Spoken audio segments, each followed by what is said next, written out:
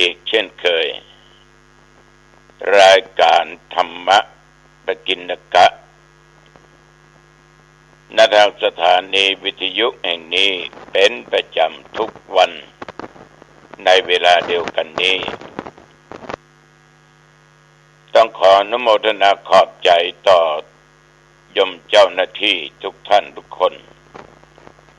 ที่อำนวยความสะดวกในการถ่ายทอดเสียงธรรมะนี้คือแก่ญาติแก่โยมที่อยู่ทางบ้านต่างจองได้รับฟังกันเช่นเดียวขอขอบใจต่อญาติต่อโยมทุกท่านทุกคนเป็นอย่างมากนะที่ติดตามฟังรายการนี้มาโดยดีตลอดเช่นเดียวกันต่อไปเรามาไหว้พระสวดมนต์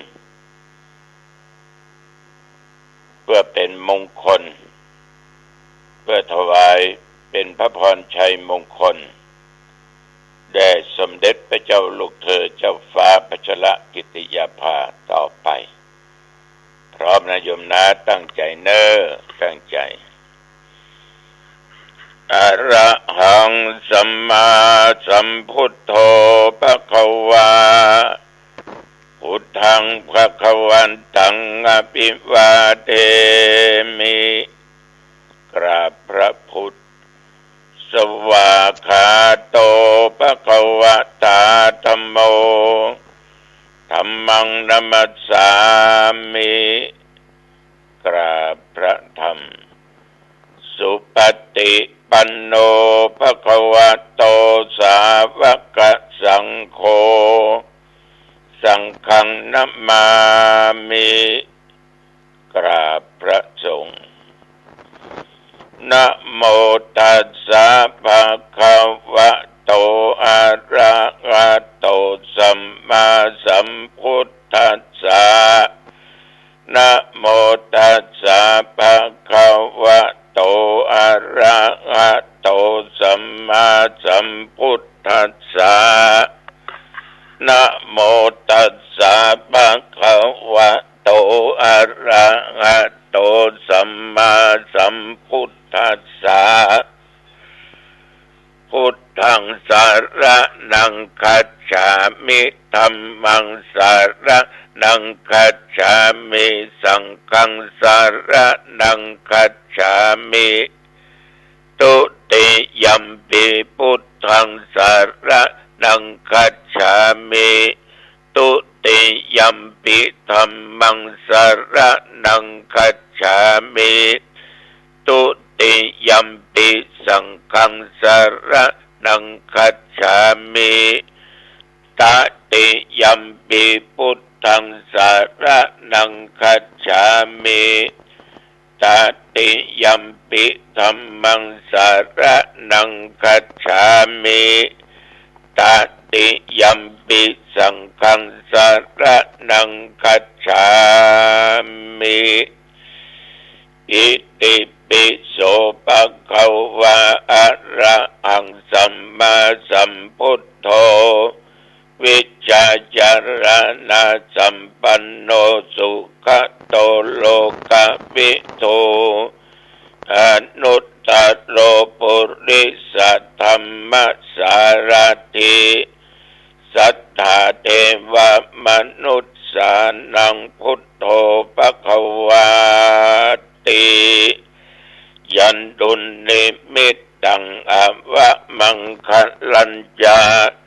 โยจะปนาโปสกุนัสสะสัทโธปะปะกะโหตุสุปินังอะกันตังพุทธานุภาเวนะวินาศเมนตุสวากขาโตภควตาธัมโม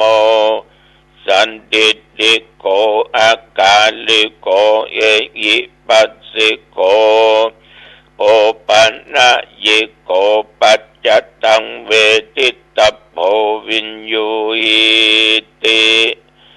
ยันตุนิมิตตังอวะมังคลัญญาโยจะมนาโปสกุนัสสะสัทโธ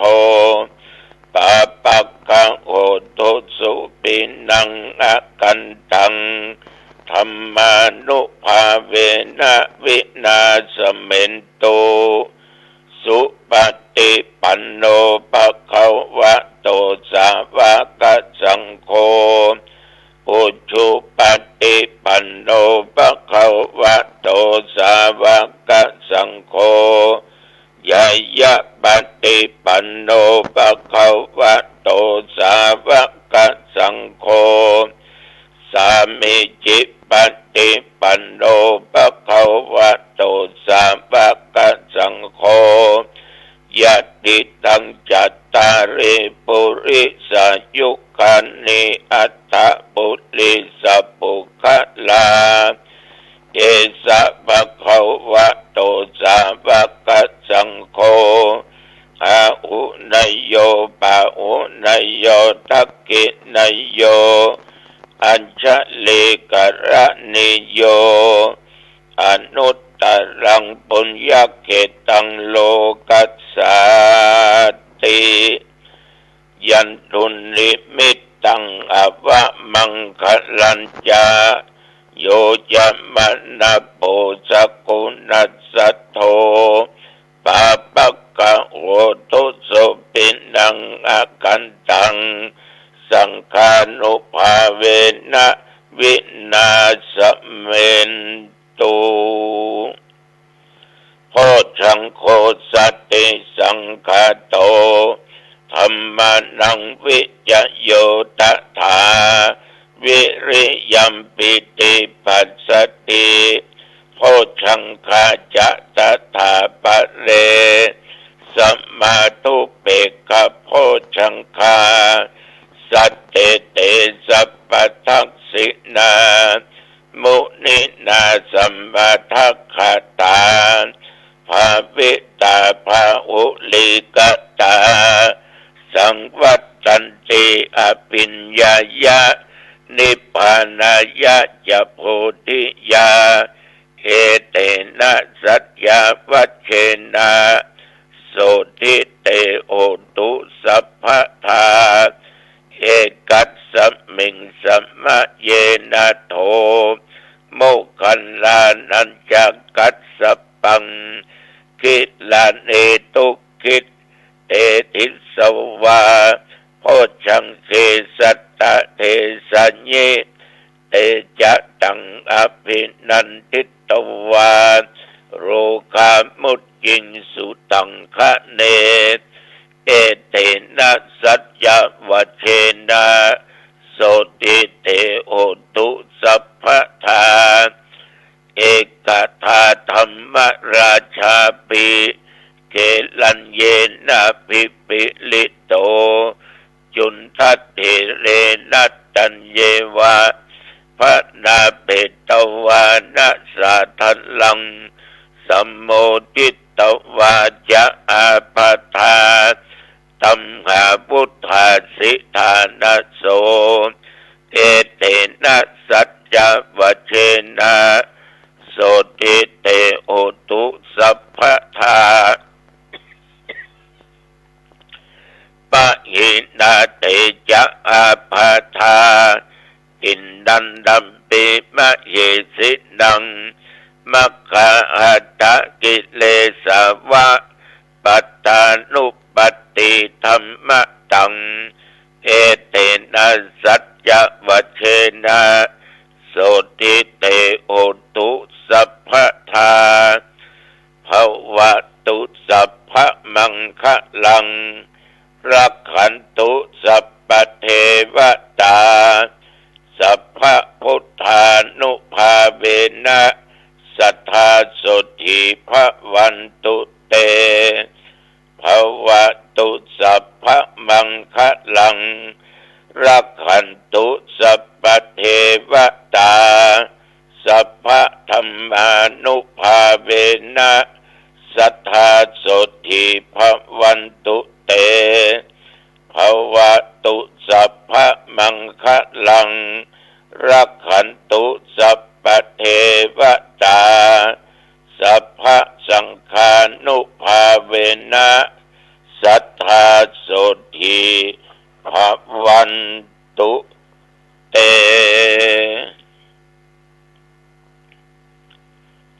โดยเดชานุภาพแห่งพระพุทธเจ้าแห่งพระธรรมพระสงฆ์และบทสวดมนต์อันศักดิ์สิทธิ์โดยจิตอันบริสุทธิ์ผ่องใสอาตมภาพก็ขอถวายพระพรชัยมงคลแด่สมเด็จพระเจ้าลูกเธอเจ้าฟ้าพัชรกิติยาภาขออาพาธทั้งหลายเหล่านั้นถูกกำจัดไปจนหมดสิ้นขอให้พระองค์ทรงหายจากอาการพระประชวรมีพระสุขภาพพระมัยอันแข็งแรงมีพระชนมายุยิ่งยืนนานได้120 พระพรรษาขอความสวัสดีจงมีแต่ท่านทุกเมื่อขอถวายพระพรกรมอุตุได้ประกาศบอกไว้ว่าถึงจะเข้าหนาวมานิดหน่อยแต่ระวังเรื่องฝนยังมีอยู่ทุกภาคเพราะทุกสิ่งทุกอย่างล้วนแต่เป็นอนิจจังบัดเที่ยงแต่มันวันแน่มันนอนสักเตื้อเขาก็คิดว่ามันคงมีละฝนแดดออกแจ้งอย่างอีฮ้อนก็ฮ้อนอย่างอีก็เดี๋ยวมาละแบบมีปีมีคุยลงบะแดดออกแจะแลดท่านทั้งหลายถ้าเป็นในสมัยก่อนฝนตกแดดออกนี่ตกมันถึงไปเสาะแมงมันกันเราชาวบ้านชาวจองฉะนั้นอย่าได้ประมาทนับตั้งแต่เมื่อตะวันวามาจนถึงปัจจุบันบัดเดี๋ยวนี้แถวบริเวณวัดและใกล้เคียงเหนือใต้ตรงออกก็มีรายงานว่าฝนตกลมก็อยู่ตามปกติอุณหภูมิตะวันนี้ญาติโยม34ปัจจุบันนี้ก็19 องศาหนาวมาสักหน่อย ก็ธรรมดาละญาติโยมมันก็มีการเปลี่ยนแปลงไปตามกาลตามเวลาฝนตกพ่องร้อนพ่องเย็นพ่องเนาะ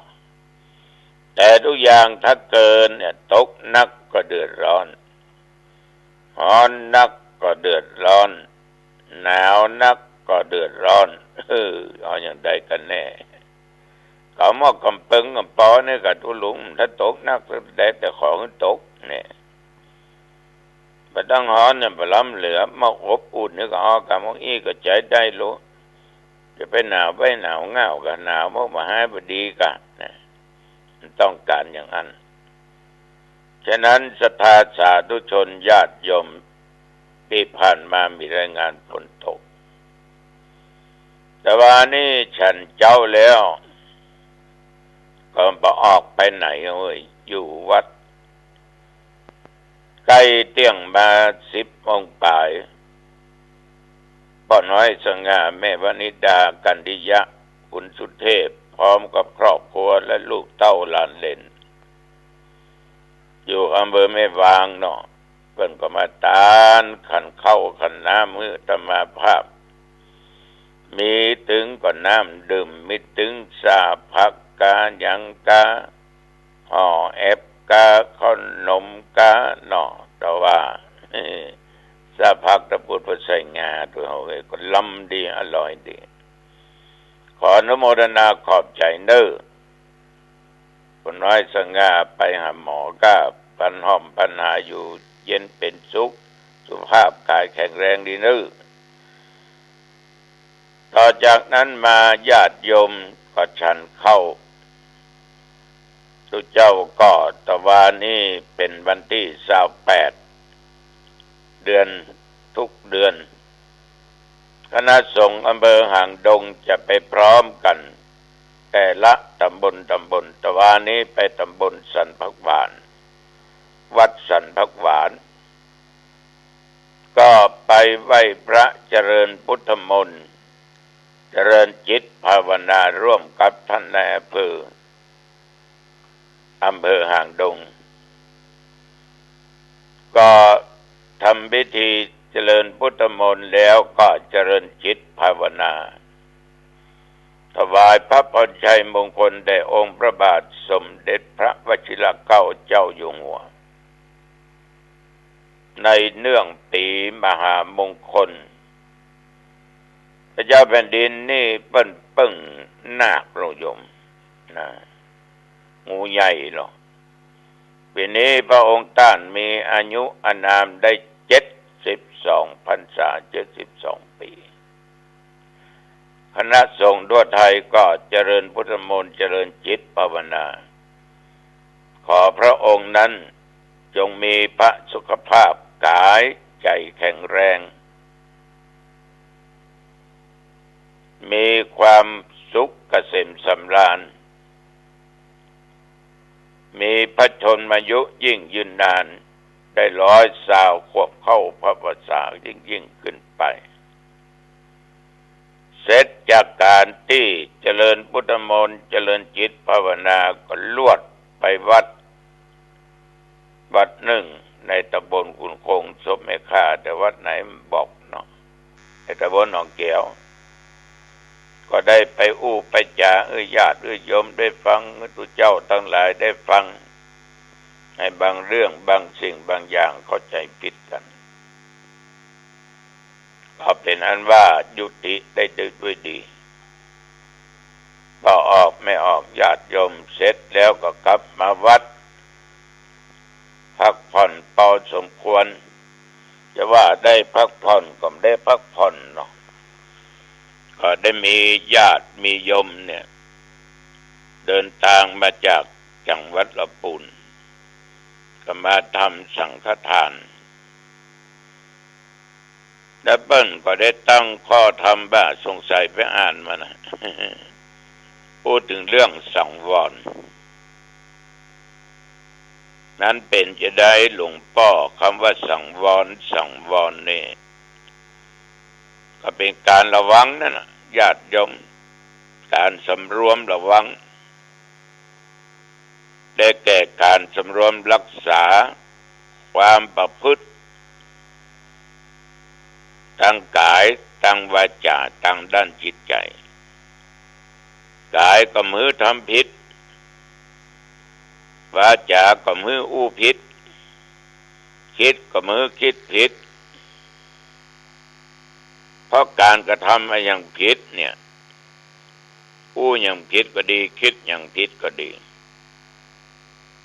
มันเป็นการที่ว่าเอาไปได้สำรวมไปได้สังวรไปได้ระมัดระวังจึงเป็นเหตุเกิดแห่งบาปอกุศลกรรมอย่างศีลเนาะเราจะต้องระมัดระวังควบคุมดูแลในทางกายทางวาจาถ้าเอาไปสำรวมไปสังวรฆ่าสัตว์ตัดชีวิตก็ผิดปกติละหลักอันนั้นหลักอันนี้ของคนมีเจ้าของก็ผิดละด่าเปิ้นก็ดีเท็จเปิ้นก็ดียุยงยุแย่เปิ้นก็ดีติสินนินทาเปิ้นก็ดีเล่าหน้าจากขวนว่าคนนั้นว่าคนนี้ว่าตุตนนั้นว่าตุตนนี้เน้นตนนี้อย่างอันอย่างอีสปะสเปนนี่แสดงว่าวาจาผิดปกติด่าละลานเปิ้นนะเปิ้นได้รับความเสียหายคนเหล่านี้มันแปลกอย่างชอบซ้ำเติมเนาะแล้วเปิ้นล้มแล้วซ้ำเติมว่าอย่างอันอย่างอีอันนั้นโยมต้องรักษาวาจาเป็นปกติ สำรวมไว้ดีในด้านจิตใจก็ตั้งใจละความโลภโมโทโสนะอย่างใดอย่างใดที่ควรละก็ละทำตัวทำตนทำจิตตั้งใจอยู่ในความตั้งมั่นบ่เป็นคนที่เสียความประพฤติญาติโยมศีลสังวรสำรวมกายวาจาโดยการที่เราจะต้องมีศีลและมีธรรมอยู่ในจิตในใจของเราอย่างใดอย่างใดแต่ว่านั่งนั่งจากันก็จนว่าเป็นเวลาพอสมควรเพิ่งคนลากับตกค่ำตกมืดอาบน้ำอาบท่าแต่งเนื้อแต่งตัวก็ไปเทศน์ที่วัดบ้านเต้าตำบลหนองควายอำเภอหางดงจังหวัดเชียงใหม่งานข่าวดำงานศพของอดีตเจ้าอาวาสวัดบ้านเต้าคือพระธิการภูวัดโดนคันทะสีโลหรือขอห้องหลวงพี่แปะถ้าถาก็อาจจะถามว่าเป็นอย่างตายตุลุงหนึ่งน้ำตาลเบาหวานเนี่ยเนาะสองมันโตยหลอดไตเฉียบไตในพิการละสามโรคมะเร็งไปรุนแรงนั้นบรรลุมเล้าต่างก็รักษาตัวเข้าออกคงยาศรัทธาญาติโยมก็ช่วยกันดูแลใจใส่หมดเงินหมดทองไปเป็นแสนเป็นล้านถึงวันที่19ที่1ท่านก็จากศรัทธาญาติโยมจากเพื่อนสาธมิกก็ตั้งสรีระร่างกายไว้ที่หั่นนิมนต์เจ้าเทศสวดขึ้นเลี้ยวอาตมาภาพก็เทศตุคนตัวนี้เป็นตุมาได้อยู่20 พรรษาที่ตายอายุ41มารักษาการและเป็นเจ้าอาวาสวัดบ้านเต้านี่ได้18 ปีคนเราเมื่อมีชีวิตอยู่ด้วยกันเนี่ยฮักกันแป้งกันเพื่อแพ้กันว่าถือยศว่าถือศักดิ์แถมจะว่าเป็นพระเจ้าไปวิ่งเล่นกับเขาเช่นนั้นใครเข้าหาเขาได้แบบสะดวกสบายอู้จามีแต่เมตตาธรรมกรุณาธรรมมุทิตาธรรมและอุเบกขาธรรมเป็นผู้มีสติสัมปชัญญะดีญาติโยมจึงเป็นที่ฮักใคร่เป็นที่เคารพนับถือของพี่น้องชาวบ้านเกี่ยวละแวกใกล้ๆและที่ไกลคนนักโลตึงเท่าตึงแก่ตึงหนุ่มตึงกำตึงยิงใจละเอกละอ่อนพากันไปตะคืนประสาทศพ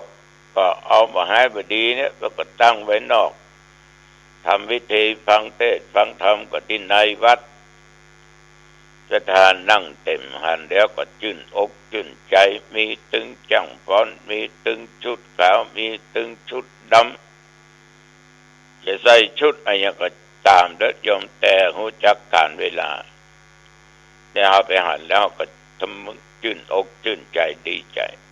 ว่าโอ้ตุเจ้าว่าได้ธรรมดาเนอะตุเจ้าแปะนี่ต้องมีบุญมีบารมีนะสามารถดึงจิตดึงใจญาติโยมไปร่วมกันได้และคนเรามีชีวิตอยู่ด้วยกันอักขันแปลงกันจุนเจือช่วยเหลือซึ่งกันและกันจะไปปากเสียงแข็งจะไปปากเสียงดัง